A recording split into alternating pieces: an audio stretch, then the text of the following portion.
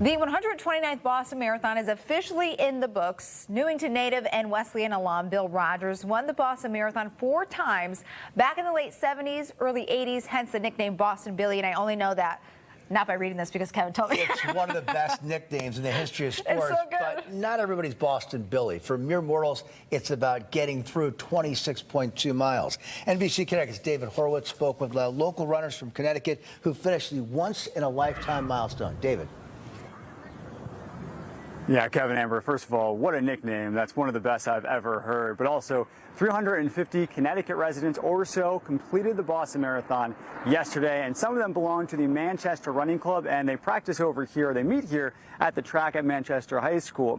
Now, they tell us what it was like when they crossed that finish line yesterday. I wouldn't tell them, but I almost cried when I saw them.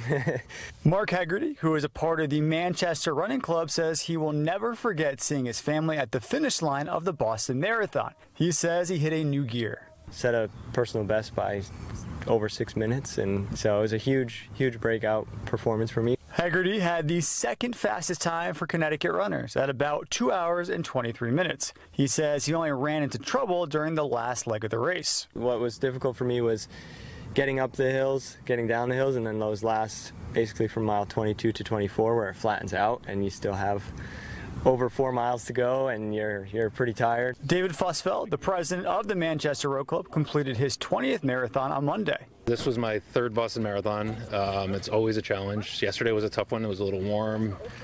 I got it done. That's the most important thing. Erica Kelleher Rasmussen, born and raised in Cromwell, finished her first Boston Marathon as well. We spoke with her prior to the race, and she told us after a pregnancy scare 7 years ago and being overweight, she decided it was time to lead a healthy lifestyle. I didn't enjoy the mile physical fitness test in school, so I never imagined running a marathon or actually even liking it. Now, after losing 100 pounds, she has completed several marathons, including her now favorite, the 129th Boston Marathon.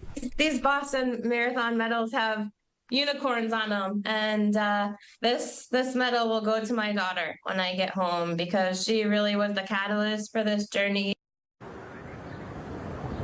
A very inspirational story there. Now, Rasmussen is also headed to Europe now for the London Marathon. In Manchester, David Horowitz, NBC Connecticut News. Kevin, back over to you. All right, David, thanks.